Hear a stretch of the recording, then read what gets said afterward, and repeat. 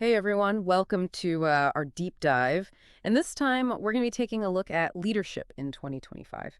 You've sent us a bunch of different sources. We've got a YouTube training video, some pretty thought-provoking articles, and even a blog post all about this topic.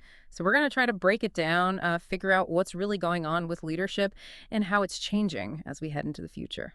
It is interesting. You've got that real practical how-to video, then Yeah. you've got these big picture pieces. We're even going to be talking about those tricky situations like managing across generations and Yeah. leading hybrid teams. So that's really cool. Yeah. Yeah, so let's jump right in, huh? We'll start with that YouTube video. It's from the Sky Health Learning Academy, and it's called Leadership Styles Training, What They Are and When to Use Them. And it really lays out sort of 6 distinct styles of leadership: transformational, transactional, servant, democratic, autocratic, and laissez-faire. And then, of course, they throw in situational leadership as well.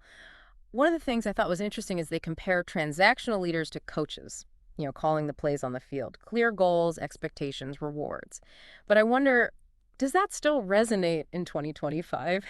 you know? That's a really good question. I mean, that style can be very effective if you've got a structured environment Mm, where it's really important to hit those targets.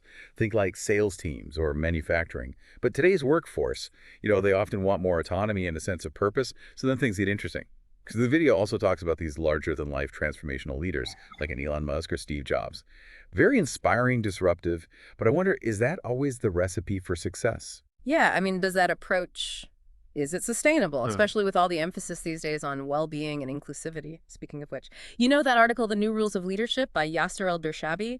He highlights 5 key trends: agility, inclusivity, technology, well-being, and hybrid leadership. It's like someone's taking the old playbook and just like throwing it out the Oh, window. he's not just throwing it out. He's like adding a whole new chapter, you know, because it's not just about authority anymore. It's all about creating a culture where everybody thrives. And that's why I found that YouTube video's take on servant leadership so fascinating. They use Howard Schultz of Starbucks as an example, really emphasizing empathy and putting your team's needs first. But then could that style, could it create kind of a leadership vacuum if there's a crisis? Right. It makes you wonder, is servant leadership a nice to have when things are stable? Or can it really handle those tough times? And then the video also talks about democratic leadership. Think like Google's approach, where Hmm. they really value diverse perspectives, fostering collaboration. It really aligns with what Elder Shobi is talking about with inclusivity. But is all this democracy and collaboration, is it slowing down decision making? Because business moves so fast these days, right? That is like the million-dollar question, isn't it? It's about finding that balance, Mm. leveraging diverse voices Mm-hmm. while also maintaining the agility to adapt and respond quickly. Which brings us to those styles that sometimes people kind of view with a bit of skepticism, autocratic and laissez-faire. Yeah. You know that whole my way or the highway approach of autocratic leadership, that definitely feels a little bit outdated. But even the video says, you know, sometimes it's necessary, Yeah. in a crisis situation. And then there's laissez-faire, that hands-off approach. It sounds nice in theory, giving your team complete freedom. But does that just lead to chaos? I mean, the video suggests it only really works with highly skilled, self-motivated teams. Think scientists, developers, creative types. You've got to have the right team and a leader who's really comfortable relinquishing control. I mean, that is a rare breed. It's almost like those styles represent the extremes of the spectrum, and that sweet spot lies somewhere in the middle. Which brings us to situational leadership. It's Yeah. like the chameleon approach, adapting your style to fit the moment. Yeah, it is fascinating how the video almost presents this as like the ultimate leadership skill. Reading the room, understanding your team's needs, and then adjusting your approach. But wouldn't that require like an incredible amount of self-awareness and flexibility? Oh, absolutely. It's not just about knowing the different styles. It's about knowing yourself, knowing your team, and having the wisdom to choose the right style at the right time. And that's where things get really interesting, because then the video goes on to talk about this whole leadership versus authority debate. They use this brilliant analogy. They say leadership is like the wind in the sails. It's what propels the ship forward, and authority is the rudder keeping it on course. But are those roles becoming more blurred these days? That's a good question. Does that clear distinction, is it still valid in 2025? Yeah. Especially with all these flat organizational structures and empowered teams we're seeing now, Yeah, it really makes you wonder. it does. Yeah, and one of your sources had some really interesting stuff about specific challenges that new leaders face, especially when it comes to managing people who are older or have more experience. Oh, yeah, that was a fascinating article. It really highlighted how stepping into a leadership role is like a whole different skill set compared to, just being an individual contributor. It's almost like you have to learn a new language. I know, right? The source was saying it's not just about having the authority. It's about how you inspire and guide people, understanding team dynamics, building trust. That shift from doing the work to leading the work, that can be a real hurdle for some people. Especially for those who are used to being like the go-to expert and suddenly they're supposed to empower others and not just have all the answers themselves. That can't be easy. Oh, absolutely. And the source made a really good point. They said leadership, it's a learned skill. It's not something you're just born with.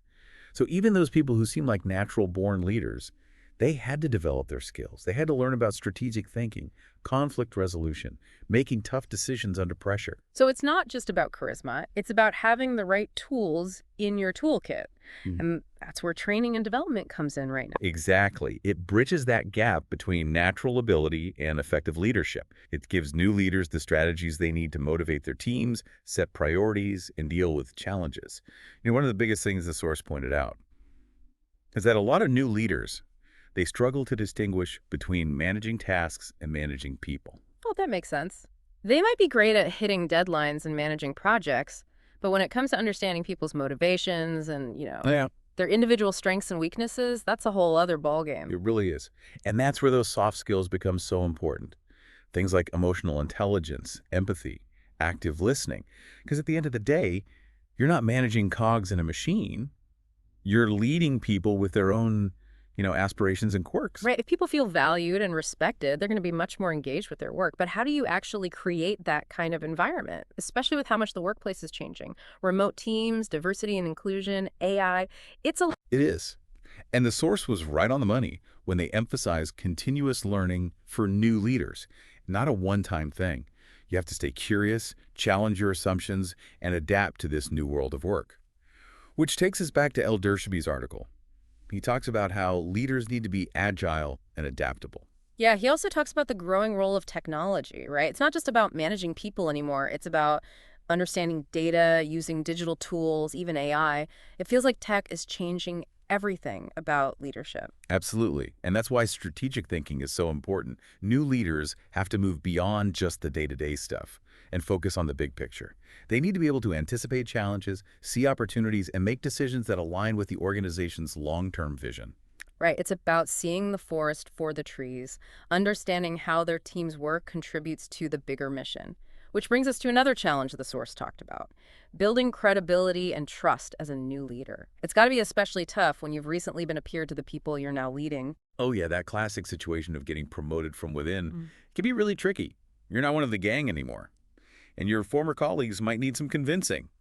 Right. It's like they're saying, okay, show us what you got, earn our respect. So, how do you do that? How do you build credibility when you're starting from scratch? Well, the source really emphasized clear communication, making good decisions, and acting with integrity. You have to be consistent, demonstrate fairness, and prove yourself through what you do, not just your title. Walking the walk, not just talking the talk. And the source also talked about some common leadership traps, things like micromanaging, not communicating effectively, avoiding conflict. Are those more common for new leaders? They can be. If you don't have the right training and development, it's easy to fall into those patterns. That's why the source recommends getting guidance from experienced mentors or participating in some kind of structured leadership program. Having that support system can make all the difference.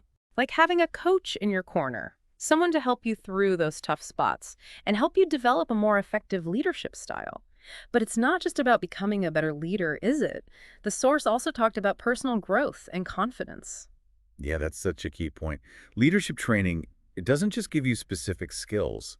It also helps you become more self-aware and confident, which can then inspire your team to do better. So it's like this positive feedback loop. Everyone wins when the leader is committed to learning and growing. And that reminds me of what El Dershaby said about the well-being of your team. It's not just about getting results, it's about creating a supportive environment where people feel valued. Absolutely. He really emphasized things like promoting work-life balance, giving people access to mental health resources, and leading with empathy. And that's even more important now with all these hybrid work models. Yeah, leading remotely, encouraging collaboration across locations, maintaining a strong team culture when everyone's spread out. That requires a whole new set of skills. And, we haven't even talked about the challenges of managing people who are older or more experienced than you. That's a great point. And it's interesting how all these things we've been discussing, leadership styles, continuous learning, the changing workplace, it all comes together when you're leading a multi-generational team in a hybrid environment. Right. It's like all the complexities of modern leadership collide in that one scenario. I think we need to unpack that a little more. Yeah, it really is like everything we've been talking about just comes together in that situation. It does. And, our sources had some good advice on how to deal with that. Especially when you're a newer leader and you're working with people who have more experience than you, it goes back to those basics. Yeah. Respect, empathy, clear communication. Those are even more important in this kind of situation. Yeah, that makes sense. One source really emphasized that you have to acknowledge the experience of those older team members. Show them that you actually value their knowledge and what they bring to the table. Right. So instead of just coming in and trying to assert your authority, you take the time to build relationships and trust. But how do you do that as a new leader? I mean, you want to make your mark. Well, the source said that credibility doesn't come from your title. It comes from what you do. Focus on getting results, making good decisions, and showing that you're competent. You have to show them, not just tell them that you deserve their respect. So earn their trust through your actions. I mean, they've probably seen a lot of leaders come and go over the years, so they're going to be watching you closely. And one way to show them that you're competent is by using their expertise, right? Exactly. Involve them in the decision-making process, especially in areas where they have a lot of experience. Encourage them to mentor the younger team members. Share their knowledge and insights. You can actually turn that age gap into a strength. It becomes a source of wisdom for the whole team. So it's like you're saying, I see your experience, I value it, and I want to learn from you. Create a collaborative environment where everyone feels valued no matter how old they are or how much experience they have. And that reminds me of another thing that Sorts talked about, setting mutual goals. Yeah, that's important. You have to find that alignment between their personal goals, the team's goals, and the organization's mission. It's not just about telling people what to do. It's about working together to achieve something that benefits everyone. A sense of shared purpose. And to do that, you need to be really clear and transparent with your communication, right? Oh, absolutely. Yeah. Explain why you're making certain decisions. Be open to feedback. Make sure everyone understands how your work fits into the bigger picture. When people feel informed and involved, they're more likely to feel like partners, not just, subordinates. Right, and that connects back to what El Dershabi was saying about inclusivity. Good leadership is about recognizing everyone's strengths and what makes them unique. Exactly. You want to create a culture where everyone feels like they belong and their contributions matter. And speaking of El Dershabi, I really like that last thought he had in his article. He said, leadership is a journey, not a destination. Oh, yeah, that's a good one. It reminds us that we never stop learning. So true, especially for leaders. The world is constantly changing. There are always new challenges. The best leaders are the ones who keep growing and developing. They're always asking questions, looking for new knowledge, challenging their own assumptions. So for anyone listening who's on their own leadership journey, what can they do today to become a more effective leader? Well, I think it starts with thinking about those different leadership styles we talked about. Which ones do you connect with? Which ones might feel a little uncomfortable or unfamiliar, but could be worth trying? Yeah, figure out what comes naturally to you and where you might need to push yourself a little. Right. And then once you know that, think about your strengths and weaknesses, and then look for opportunities to grow. Maybe take a leadership course, find a mentor who inspires you, or just set aside some time to read about leadership. The important thing is to stay curious, keep learning, and be open to new ideas. Exactly. Embrace the journey. Well, that's a great place to wrap things up. Thanks for joining us for this deep dive into the world of leadership. Hopefully you've picked up some useful insights and tips to help you on your own leadership journey. Until next time, keep learning, keep growing, and keep leading with courage and compassion.